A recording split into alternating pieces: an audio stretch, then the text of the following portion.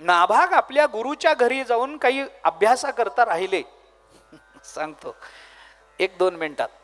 नाभाग आपल्या गुरुच्या घरी जाऊन राहिले आणि गुरु घरी राहिले, 12 वर्ष तिकडेच राहिले, अभ्यास केला, परत आले.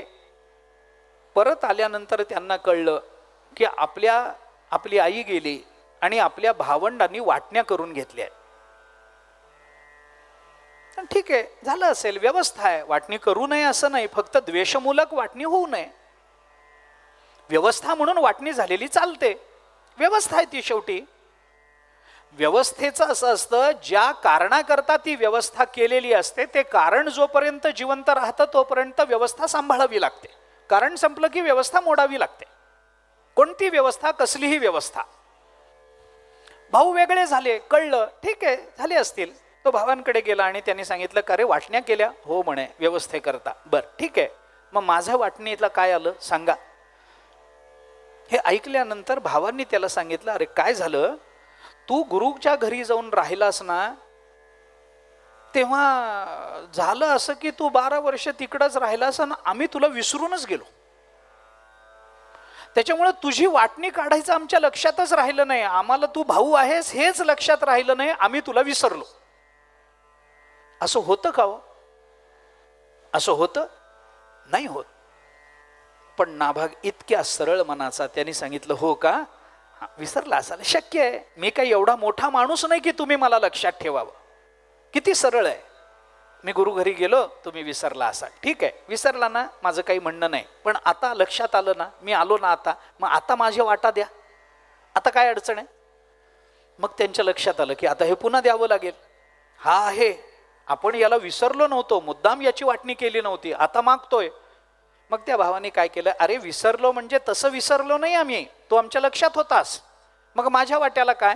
मग त्यांनी सांगितलं की वाटणीमध्ये आम्ही सगळ्यांनी असं ठरवून तुझ्या वाट्याला वडील दिलेत,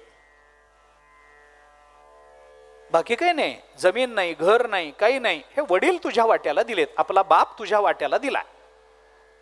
नाभाग इतका सरळ, त्याला तेही खरं वाटलं. तो म्हणला, हो का, केवढे उपकार, मलाच फक्त वडिलांची सेवा दिलीत तुम्ही, केवढे मनाने दानशूर आहात रे तुम्ही, बरं झालं मला वडील मिळाले. वडिलांना घेऊन नाभाग तिथून बाहेर पडला.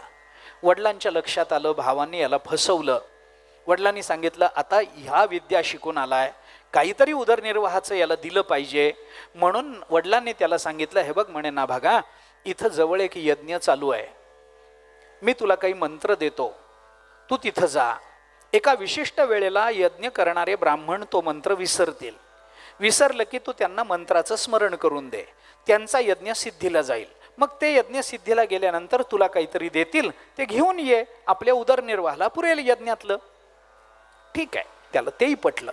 तो गेला, ते ब्राह्मण मंत्र विसरले, यांनी स्मरण करून दिलं, ब्राह्मणांना बरं वाटलं, यज्ञ संपन्न झाला. आणि यज्ञ संपन्न झाल्यानंतर यज्ञामध्ये जे बाकीचं राहिलेलं होतं ते सगळं त्याने बांधलं आणि नाभागाला देऊन सांगितलं, तू आम्हाला मंत्राचं स्मरण करून दिलंस ना, हे घे तुला, हे तुझं. नाभागाला वाटलं, चला खूप मिळालं आपल्याला, बरं झालं, आपल्या वडिलांचं ना आपलं दोघांचंच पोट आहे, खूप मिळालं. म्हणून नाभागाने ते घेतलं द्रव्य सगळं, काय जे बांधून धनधान्य दिलं होतं, ते धान्य दिलं होतं ते सगळं बांधून घेतलं. नाभाग निघाला. अवका झोपडीत राहत होता, त्या झोपडीपर्यंत जवळ तो आला. तेवढ्यात रस्त्यामध्ये एक काळा कभिन्न पुरुष त्याच्या समोर उभा राहिला आणि त्या पुरुषाने काठीनं त्याचा रस्ता अडवला. तो म्हणाला, काय घेऊन चाललाय? तो म्हणाला, हो यज्ञामध्ये आत्ता मला त्यांनी दिलं, ते घेऊन चाललो. ते म्हणाला, त्या पुरुषाने सांगितलं, हे यज्ञातलंय ना, हे तुझं नाही, हे माझं आहे.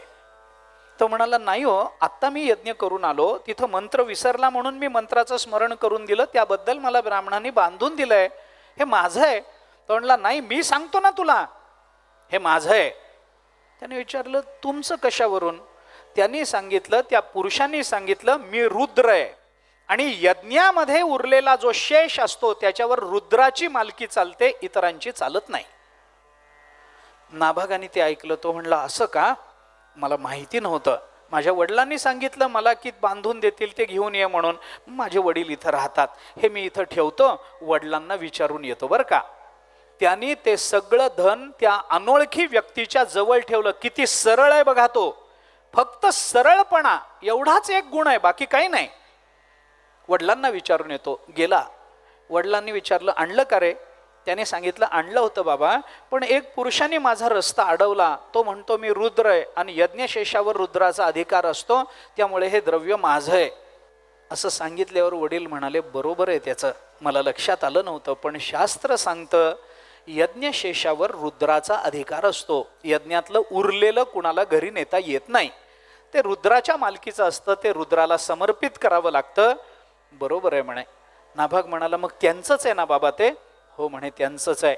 नाभाग तिथून निघाला, तो आला, त्या पुरुषाच्या समोर नाभागाने साष्टांग नमस्कार घातला आणि नाभागाने सांगितलं मला क्षमा करा बरं, मी तुमच्या मालकीचं होतं ते माझं म्हणालो, मला क्षमा करा, माझ्याकडून पुन्हा अशी चूक होणार नाही, हे तुमचंच आहे, तुम्हीच घ्या. त्याचा सरळपणा बघून भगवान प्रकट झाले. भगवंतानी जवळ घेऊन नाभागाला सांगितलं नाभागा किती सरळ वागतो श्री, तुझा हा सरळपणा हाच मी तुला तुझ्यावर प्रेम करण्याचं कारण आहे. फक्त सरळ वागा, आपल्याला देव भेटेल. अजून काय चरित्र पाहिजे मला सांगा? काय चरित्र काय लागतं? नुसतं सरळ वागा, प्रांजळपणाने वागा, प्रामाणिकपणाने वागा, शास्त्र मर्यादेत राहा, परमात्मा प्राप्ती आहे.